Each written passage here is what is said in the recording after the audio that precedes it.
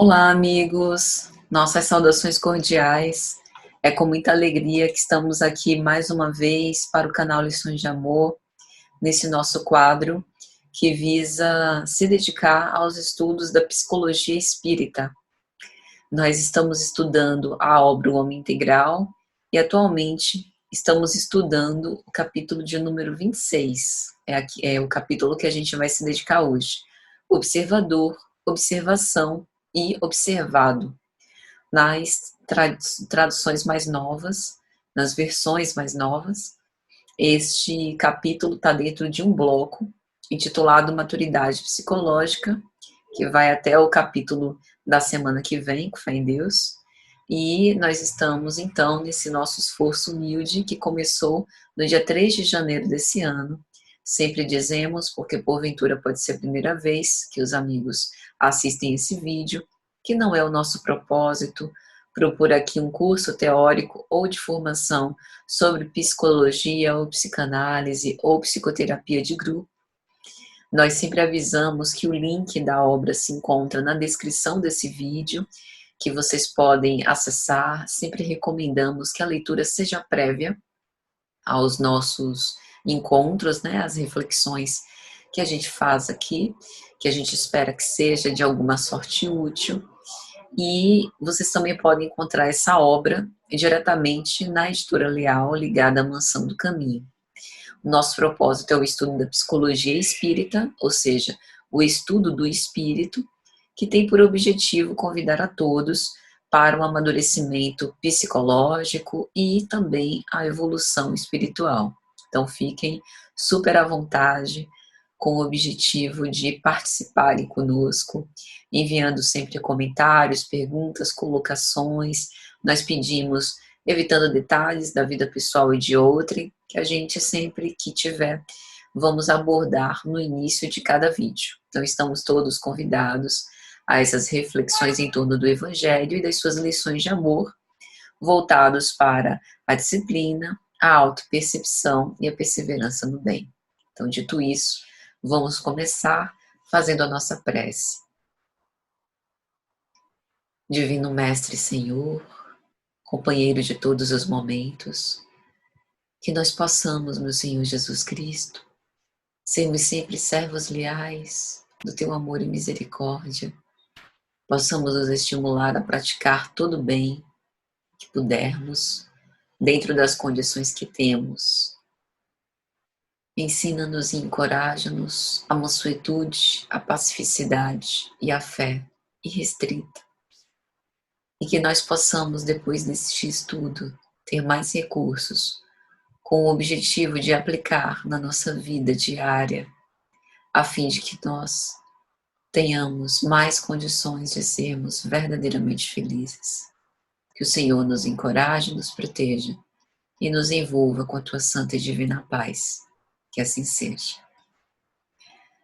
Então, gente, vamos lá. Hoje a gente vai falar de um assunto muito interessante: observador, observação e observado.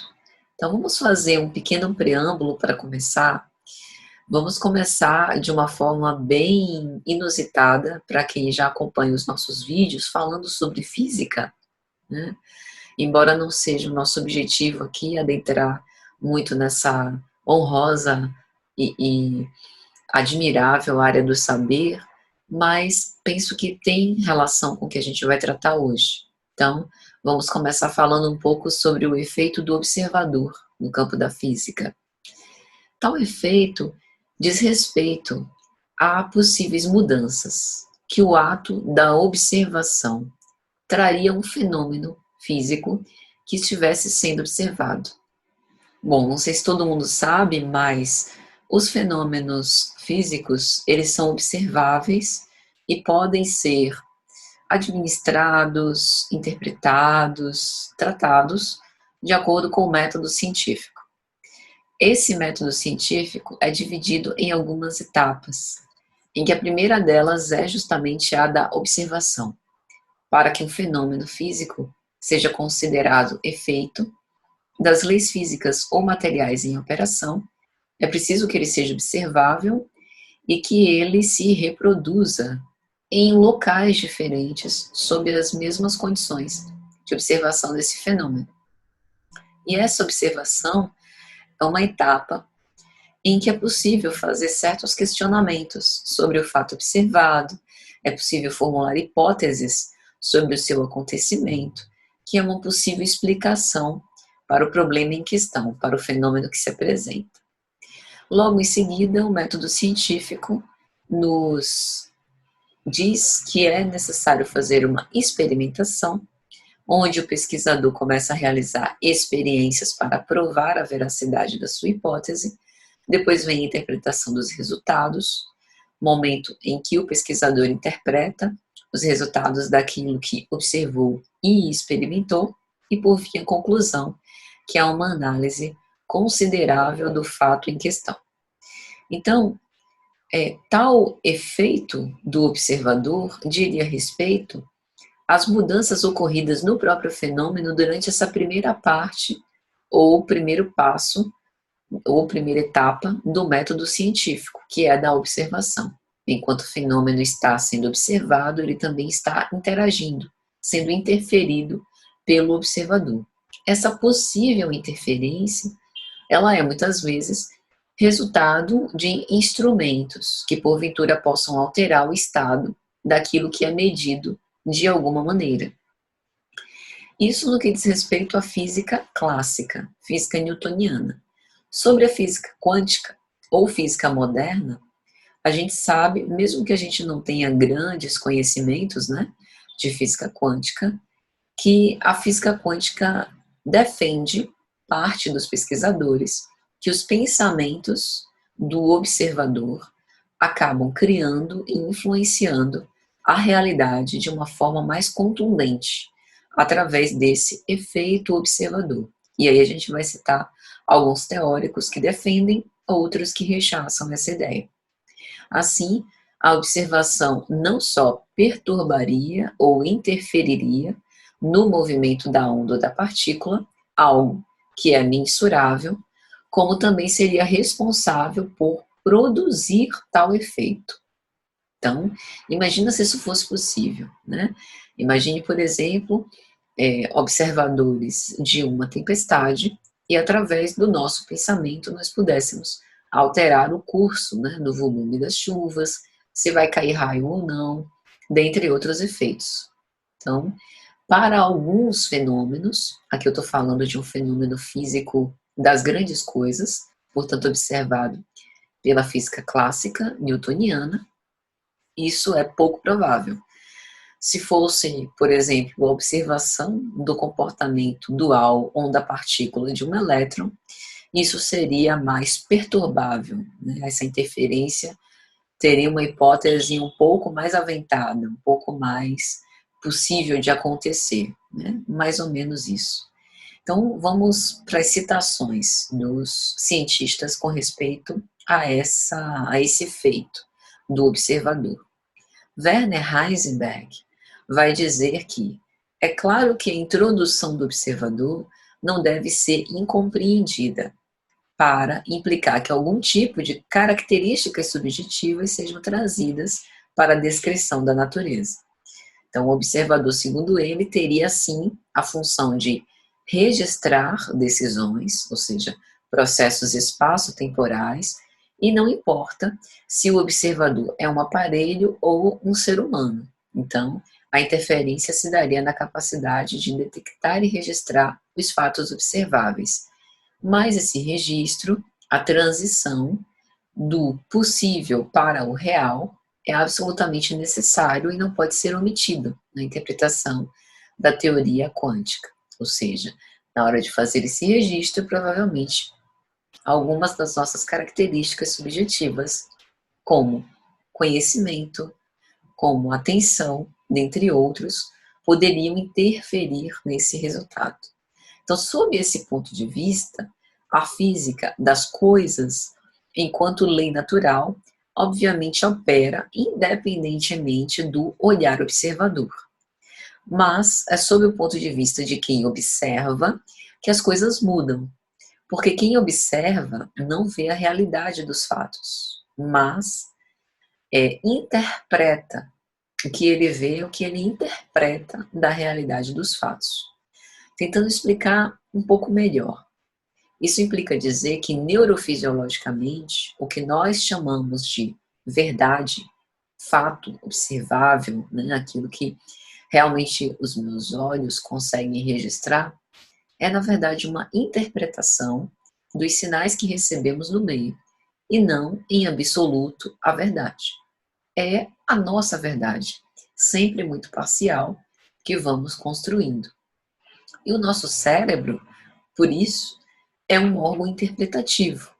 Ele tem as células mais desenvolvidas do nosso corpo, justamente com o objetivo de relacionar a nós mesmos com o meio e com as outras pessoas. O nosso sistema nervoso, ele tem pelo menos 3 funções: perceber, interpretar e responder. Então, ele tem a primeira função de perceber o que está ocorrendo no meio, interpretar o que ele viu e nos fornecer uma resposta. E nós, observadores, mas não de uma forma passiva, porque também somos protagonistas, né, da vida, decidimos se esse estímulo que vem do meio dará uma resposta positiva ou negativa pela nossa experiência. Então, o cérebro traz algumas informações, essas informações vêm da evolução, estão associadas com aquilo que nós chamamos de instinto, só que no ser humano, além do instinto, que é uma inteligência, nós temos outra inteligência mais desenvolvida, embora muitas vezes o instinto seria inclusive confiável, mais confiável do que a nossa própria inteligência consciente, que é uma inteligência automática. Então, o instinto foi herdado pelas experiências da evolução biológica e nós recebemos isso geneticamente. Estes são responsáveis pelos nossos padrões instintivos automáticos. Só que o ser humano, com sua capacidade de raciocínio, pode escolher pela vontade subjugar esses instintos. Então, nós somos capazes de, por exemplo, mesmo sentindo um impulso instintivo de reagir, conseguir se controlar. E apesar disso, nós também funcionamos por padrões de comportamentos aprendidos.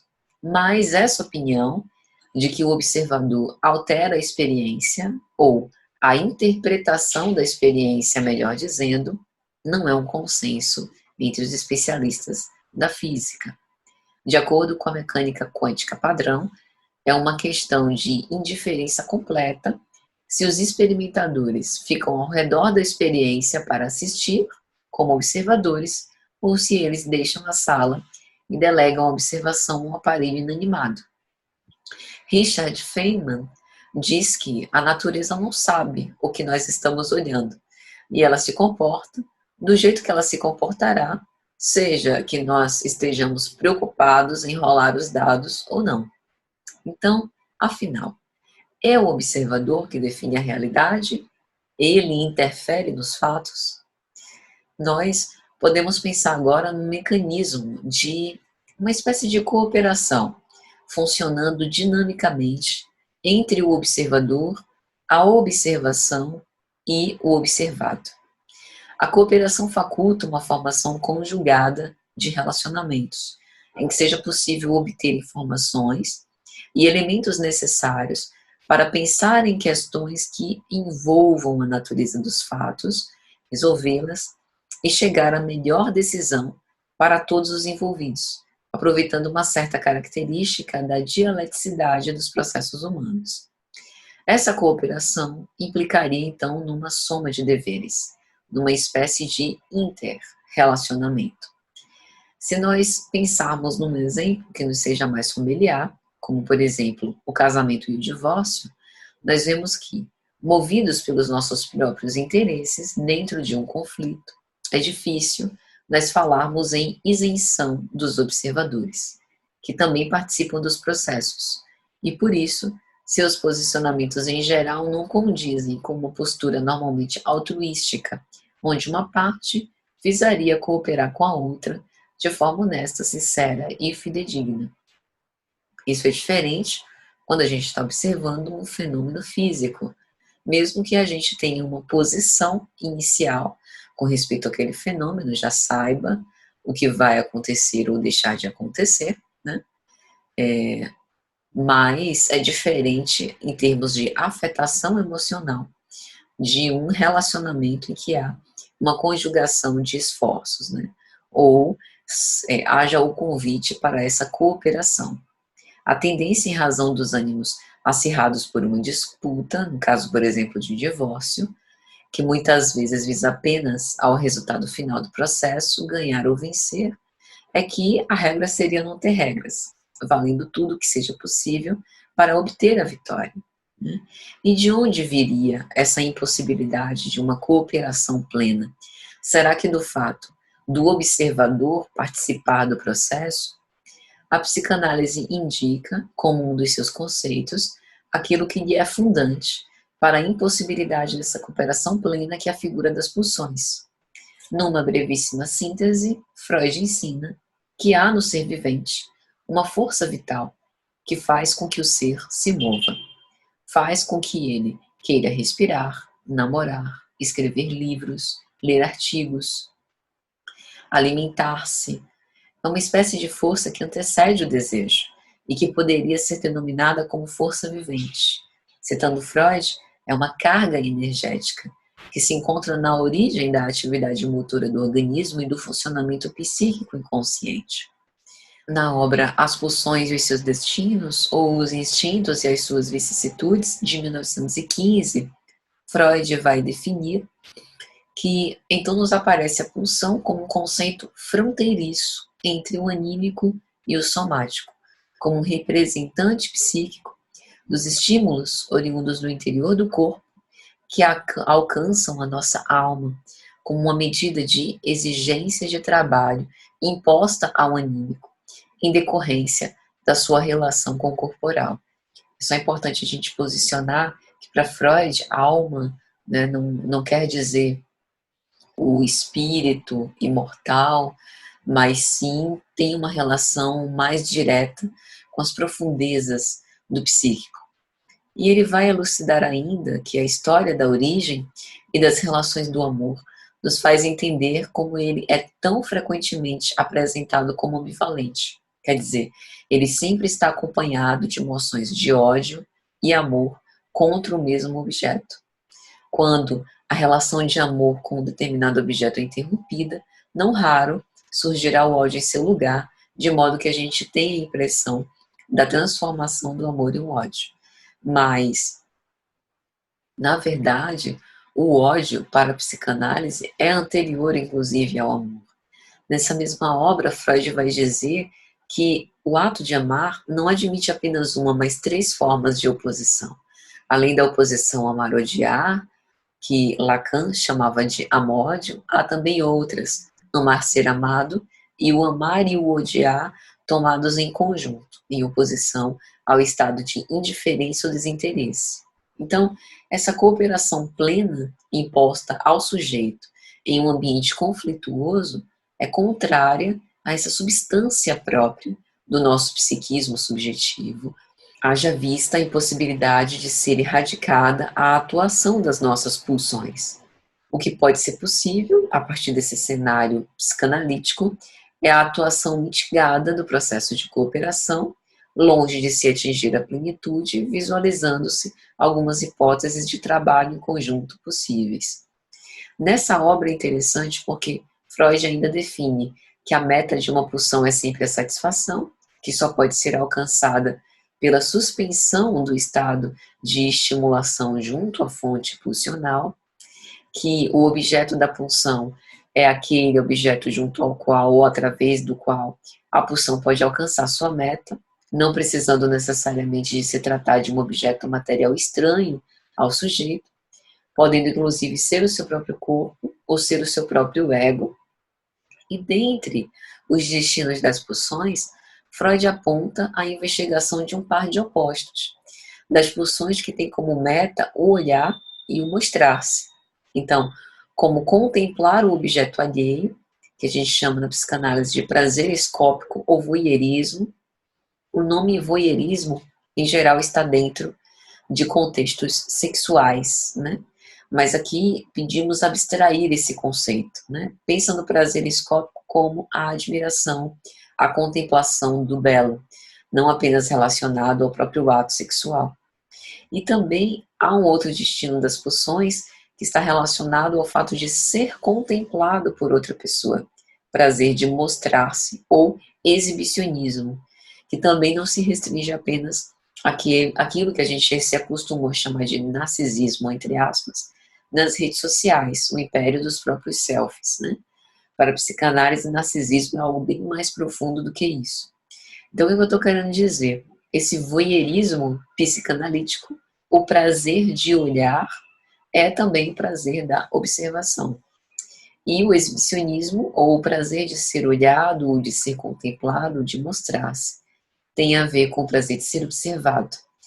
Então, o tempo inteiro, por conta dessa moção pulsional, nós estamos direcionando as nossas atividades para essas várias finalidades, né?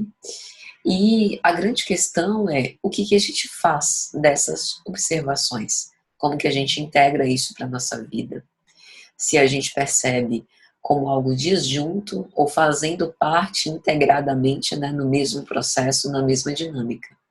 Porque, de certo modo, uma expressão está diretamente relacionada à outra. Onde há um pouco de voyeurismo, também há um pouco de exibicionismo. Onde há o desejo de observar, também há o desejo de ser observado. Então, essas observações são as formas que a gente tem de se manter na vida. Recordemos o que a gente falou sobre o órgão interpretativo cerebral, em que a gente, através dos equipamentos sensórios, percebe o mundo justamente para se sentir mais confortável e se integrar de algum modo com esses processos. Então agora nós vamos falar um pouco sobre o Evangelho de Jesus, o que ele nos traz, né, de subsídio, que a gente poderia colocar aqui nesse preâmbulo que a gente sempre faz, na prévia, né, aos estudos de Joana, que teriam a ver com esse tema: observador, observação e observado. Jesus, no capítulo 13 de Marcos, versículos 28 a 37, estava perante o templo de Jerusalém e começa a conversar com os seus discípulos. É aquela famosa passagem em que Jesus olha para o templo e diz que não restará pedra sobre pedra, falando justamente sobre esses templos de pedra, né, essas construções exteriores, e tentando nos exortar a olhar para as nossas construções interiores, né, que Santa Teresa d'Ávila chamava do nosso castelo interior.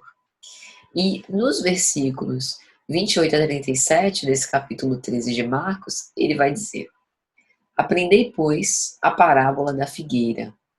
Quando já o seu ramo se torna tenro e brota folhas, bem sabeis que já está próximo o verão. Assim também vós, quando virdes sucederem estas coisas, sabei que já está perto, às portas. Na verdade, eu vos digo que não passará esta geração sem que todas essas coisas aconteçam. Passará o céu e a terra, mas as minhas palavras não passarão. Mas daquele dia e hora ninguém sabe, nem os anjos que estão no céu, nem o Filho, senão o Pai.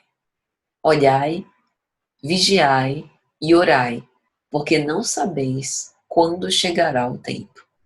É como se um homem, partindo para fora da terra, deixasse a sua casa e desse autoridade a seus servos e a cada um a sua obra e mandasse ao porteiro que vigiasse. Vigiai, pois, porque não sabeis quando virá o Senhor da casa. Se à tarde, se à meia-noite, se ao cantar do galo, se pela manhã, para que, vindo de improviso, não vos ache dormindo. E as coisas que vos digo, digo-as a todos. Vigiai. Por que eu escolhi esse trecho, né? Esse trecho está cheio de observações interessantes para nós, que somos espíritos imortais. Jesus começa comparando a humanidade com figueiras, né? não apenas a humanidade, como os processos da humanidade. Ou seja, aprender da parábola da figueira, quando o seu ramo já está tenro e brota folhas, sabeis que está próximo o verão. Do mesmo modo, nós precisamos aprender a observar os sinais que a vida nos traz para que a gente depreenda a maturidade e os processos em andamento. Isso vale tanto para nós, então, através dos nossos comportamentos, né, por exemplo, da nossa mudança de hábitos, de coisas que a gente abdica agora que a gente já consegue conhecer um pouco mais em profundidade o Evangelho de Jesus, naturalmente os nossos gostos mudam, a gente passa a se afinizar com certa ordem de coisas e desgostar de outras, né? Pessoas com as quais a gente se dava bem, convivia bem, hoje a gente não convive mais desse mesmo modo, né? Então, do mesmo modo que ocorre com as pessoas, também pode se dar na observação das próprias coisas do mundo, porque quando a gente vê, né, acentuar-se, por exemplo, a iniquidade, as violências, alguns, de uma forma mais rasa, poderão interpretar: ah, isso está acontecendo porque Deus nos abandonou, então porque Deus não existe, né? Há muito discurso atualmente nesse sentido. Em alguns, em algumas pessoas, ao invés de aflorar esse sentimento de religiosidade, né? Pelo contrário, a incredulidade se tornou maior. Mas em outros, isso não acontece. E ao ver esse tipo de calamidade, é possível a interpretação de que, na verdade, os sinais dos tempos já se apresentam, falando sobre a renovação da era, né? Falando sobre uma nova mudança, um novo processo em andamento, né? Que está é, aguardando a nossa colaboração.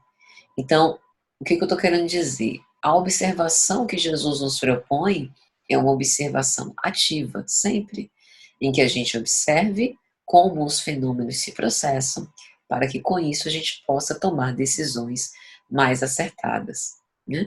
E aí ele vai dizer também: passarão o céu e a terra, mas minhas palavras não passarão.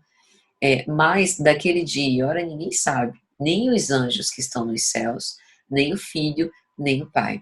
Ou seja, a observação precisa se dar de modo contínuo, porque como a gente não tem garantias, nem datas marcadas de quando esses processos terminarão e de quando as mudanças se efetivarão, a gente precisa estar sempre em observação. É como o físico no seu laboratório. Ele está observando um fenômeno e ele pode esperar aquilo que vai acontecer, mas não sabe exatamente quando esse processo se dará, porque depende de de um certo número de condições, principalmente de condições ambientais e condições do próprio processo. Então ele precisa estar apto, preparado e observar. E aí Jesus vai dizer: antes do vigiai e orai, olhai. Então quando ele está puxando, né, esse verbo imperativo, olhai, ele está falando sobre observai, né, admirai, contemplai, né, ou seja, mantenha-se atento, porque como nós não sabemos quando chegará o tempo, é preciso que a gente tenha atenção para que a gente, no momento azado, consiga integrar isso que a gente já conhece. E aí ele se compara com o Senhor de terras e nos compara aos servos, indicando justamente que a gente está por esse mundo de passagem, que a gente está aqui para aprender com as experiências e conseguir nos apropriar pelas experiências de uma sabedoria que nos fará alçar voos mais elevados. Então, por isso a gente precisa permanecer em vigilância.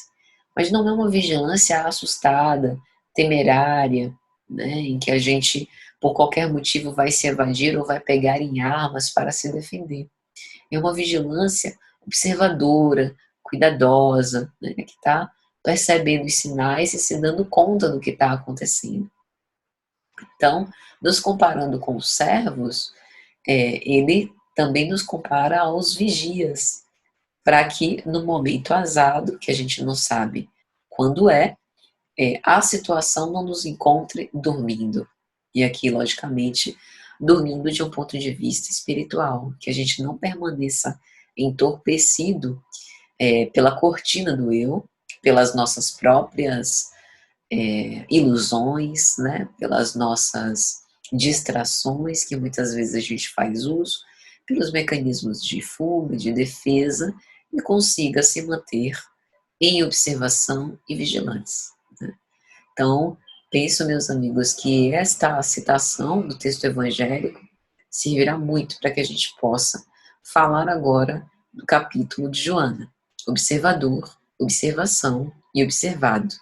Joana coloca nesse capítulo o homem enquanto observador e protagonista da vida. Ela inaugura o capítulo dizendo: anteriormente, pareciam existir três posturas na situação de um observador: a pessoa, o objeto e o ato. Ou seja, a pessoa que observa, o objeto que é observado e o ato de observação. Aí ela continua: separados, a pessoa se abstraía do todo para observar. O objeto se apresentava à distância sob observação, e a atitude afastava o observador. Então, nessa primeira concepção, a gente está vendo a observação como um fenômeno à parte de todos os outros processos e dinâmicas que estão acontecendo ao mesmo tempo. Psicologicamente, hoje a gente já sabe que, por exemplo, pensa aqui nesse caso, né? Vamos supor que vocês, agora, assistindo esse vídeo, vocês estão olhando para mim, né? E eu estou aqui na frente de vocês, falando, gesticulando e conversando sobre essas reflexões. E vocês estão tentando acompanhar meus raciocínios e também estão tendo os seus próprios raciocínios e reflexões, né? Às vezes até conversando com outros amigos que assistem esse vídeo junto com vocês nesse momento, ou às vezes registrando essas observações de vocês num caderno ou em algum outro lugar, tomando notas. Mas enquanto vocês estão ouvindo, tem também quem ouça, mas não olhe, né? Às vezes está ouvindo e está fazendo outras coisas. Mas mesmo que vocês estejam focados e prestando atenção em mim e olhando para mim, vocês não estão apenas observando o que eu falo. Vocês estão observando o meu cabelo, estão observando os quadros aqui atrás. Algumas pessoas já entenderam que aqui são livros, capas de livros. Outras ainda estão tentando identificar, mas o que é aquilo ali? Não estou conseguindo ler aquela palavra, né? Alguns identificaram aqui, ó, esses potinhos com flores. Outros viram um pedaço aqui da minha cadeira, onde eu estou sentada, né? Alguns observaram minha camisa, mais ou menos como é que ela é, né? Outros estão observando o detalhe do óculos, enfim, coisas que não estão presas no meu discurso. É isso que Joana está dizendo. O ser humano é tão complexo e profundo que a nossa consciência registra onde a nossa atenção nos prende, mas o nosso inconsciente está registrando todo o resto. E aqui eu só dei exemplos do vídeo, fora o exemplo do ambiente onde vocês estão. Vamos supor que vocês estão assistindo esse vídeo no quintal de casa, né? Aquele verde maravilhoso, estão aí na rede de vocês, ou colocaram um colchonete, né? No quintal de casa, estão ouvindo o cachorro latindo, o passarinho que passou, né? O beija-flor que está nas flores. Então, tudo isso também está sendo registrado de modo inconsciente. Então, o que Joana está nos trazendo aqui é que a gente pode escolher, e aí já entra a volição, a vontade, observar e manter o nosso foco numa coisa só, e todos esses outros registros irem para o nosso inconsciente. Ou então, a gente pode se portar numa observação mais ativa, em que a gente não veja exatamente uma separação muito drástica, muito exigente, muito rígida, do fato observado para as outras coisas, né? Para que essa atitude de observação não nos afaste disso. Em certos momentos, essa contemplação é até importante, né? Como, por exemplo, em atitudes meditativas. Mas quando a gente está, por exemplo, na nossa vida diária, envolvido nas nossas dinâmicas, é importante que a nossa observação nos faça integrar cada vez mais ao todo. Então, Joana aponta para a dificuldade que a gente tem de um comportamento unitário, integrador.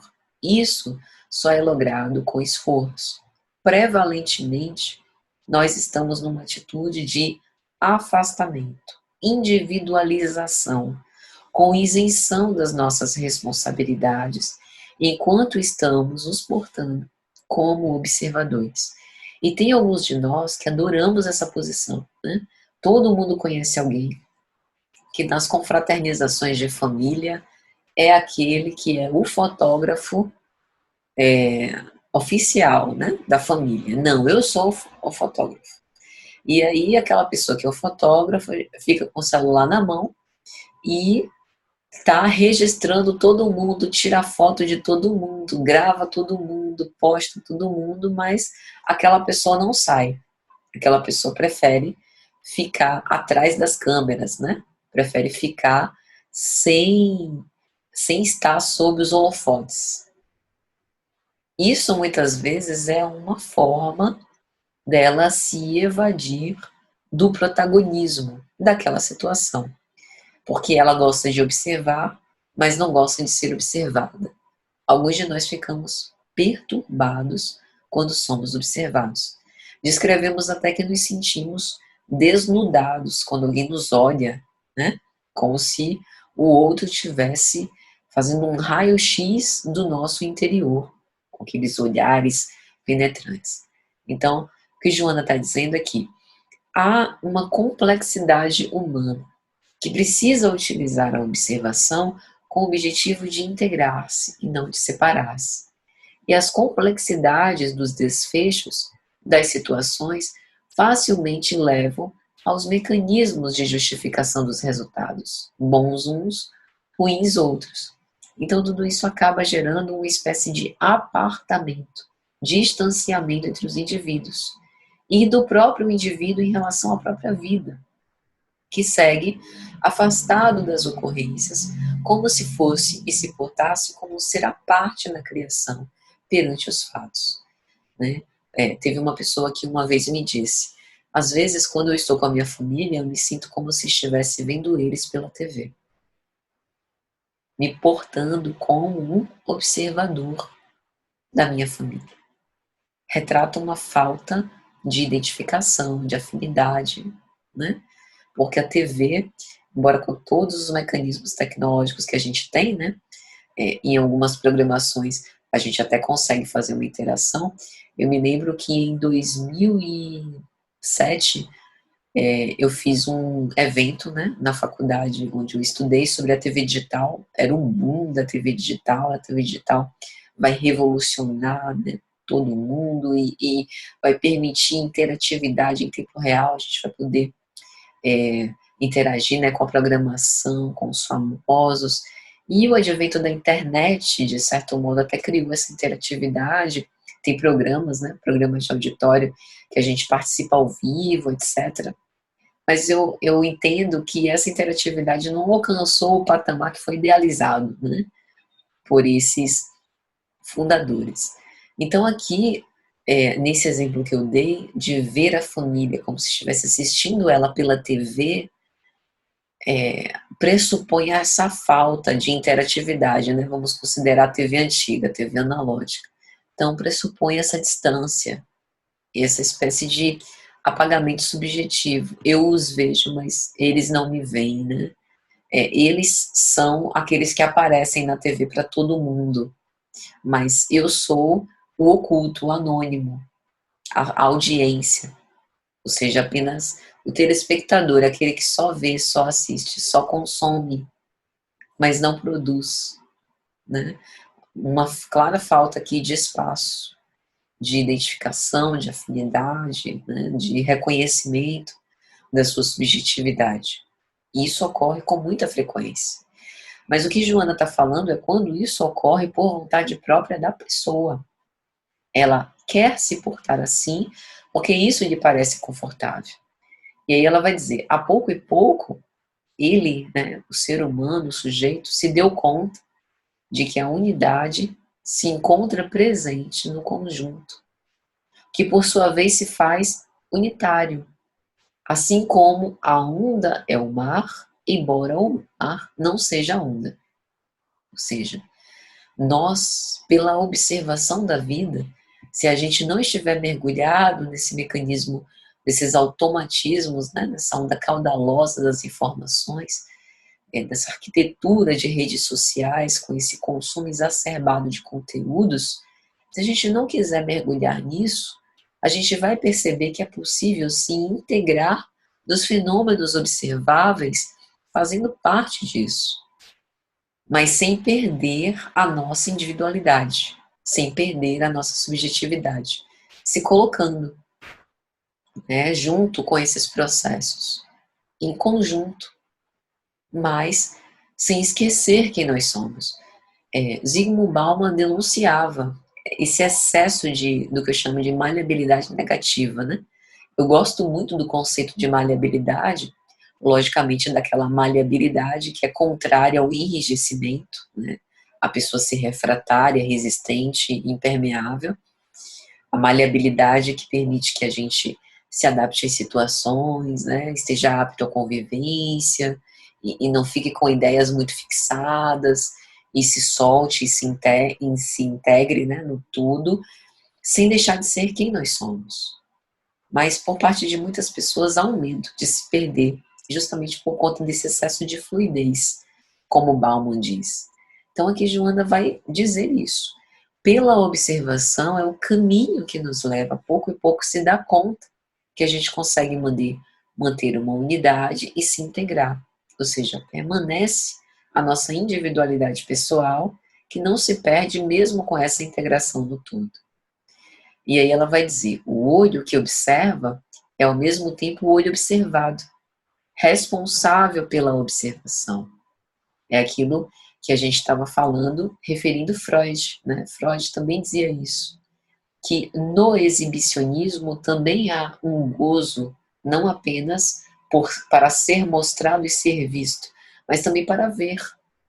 Ele fala o tempo todo dessas dualidades, né, que há dentro do campo pulsional.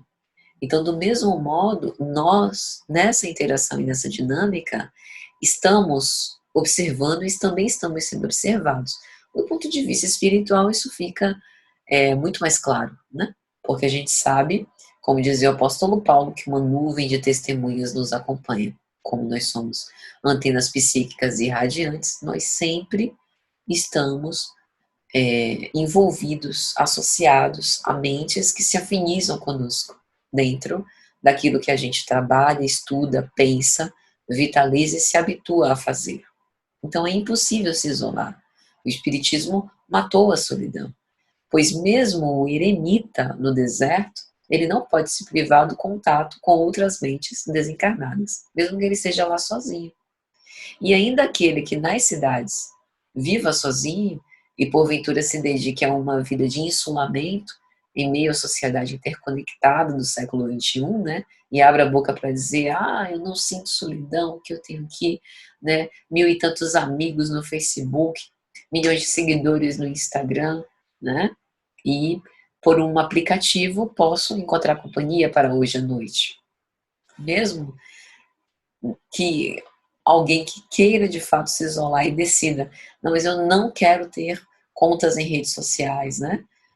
Vou viver absolutamente desconectado do mundo, ele interage sempre e colabora para a harmonia geral do todo, porque todos nós fazemos parte da natureza. A interação não se dá apenas pelos ambientes virtuais, mas também em pensamento. Então a observação ela faz parte da vida. E ela também depende do indivíduo observador. Cada um de nós temos, assim, um grau de responsabilidade nesses processos. do qual nós não podemos nos eximir a benefício do conjunto. E tudo isso é compensado, seja aquele que faz um esforço em excesso, que acaba pesando para a economia social, né, e se sente enfraquecido, quanto a situação de que quando sobra numa parte acaba faltando na outra, assim como a ociosidade acaba debilitando e deprimindo aquele que não utiliza o trabalho como móvel da sua própria é, evolução, né? Então, tal percepção, entretanto, ela vai depender do amadurecimento psicológico do homem, como Joana vai colocar. O homem é sempre o detentor de recursos internos para essa integração.